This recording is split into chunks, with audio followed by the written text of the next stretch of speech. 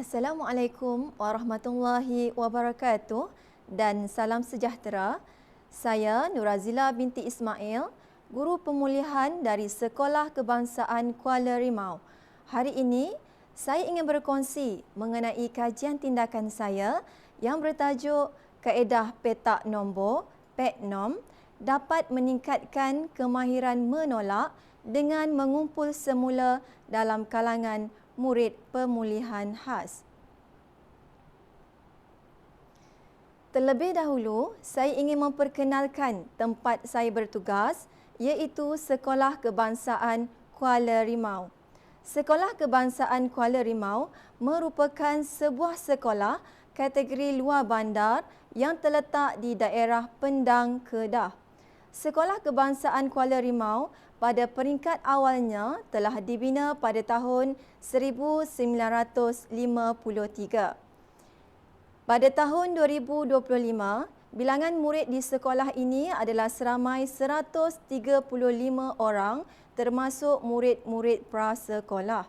Jumlah guru adalah seramai 17 orang, manakala AKP pula adalah seramai 3 orang. Saya mula bertugas sebagai guru pemulihan khas di Sekolah Kebangsaan Kuala Rimau pada 13 Februari 2025. Bilangan murid pemulihan adalah seramai 15 orang yang terdiri daripada murid tahun 2 sehingga tahun 6. Kumpulan sasaran bagi kajian tindakan saya ialah murid pemulihan khas tahun 3. Murid ini terdiri daripada 2 orang murid perempuan dan 2 orang murid lelaki. Murid-murid ini datang dari keluarga yang mempunyai pendapatan sederhana dan mereka tidak mempunyai sebarang masalah kehadiran. Saya mulakan dengan penyataan masalah. Isu utama yang dikenal pasti dalam kajian ini ialah subjek tidak dapat menyelesaikan operasi tolak yang melibatkan pengumpulan semula. Seterusnya, objektif kajian.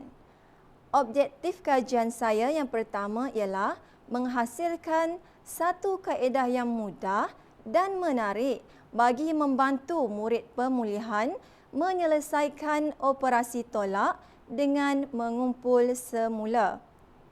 Objektif yang kedua pula ialah meningkatkan kemahiran mengira operasi tolak dengan mengumpul semula dalam kalangan murid pemulihan khas. Mari kita meneliti persoalan kajian.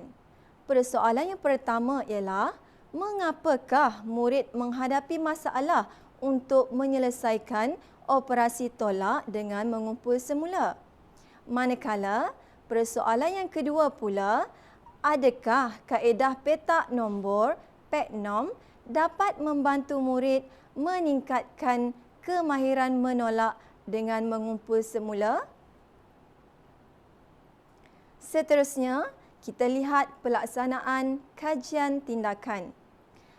Reka bentuk kajian saya adalah menggunakan model gelong Chemis dan McTaggart 1988 yang bersifat lingkaran. Kajian ini adalah kajian tindakan yang mengikuti langkah yang sistematik, iaitu bermula dengan pemerhatian, diikuti dengan refleksi, seterusnya merancang dan akhirnya ialah tindakan. Bermula dengan pemerhatian, saya membuat pemerhatian di dalam kelas berdasarkan hasil tindak balas murid terhadap pengajaran dan pembelajaran PDP kemahiran operasi tolak dengan mengumpul semula. Saya juga melihat dan menilai kemampuan subjek kajian dalam menguasai kemahiran operasi tolak dengan mengumpul semula daripada hasil kerja dan ujian pra atau ujian 1 yang telah dijalankan ke atas mereka.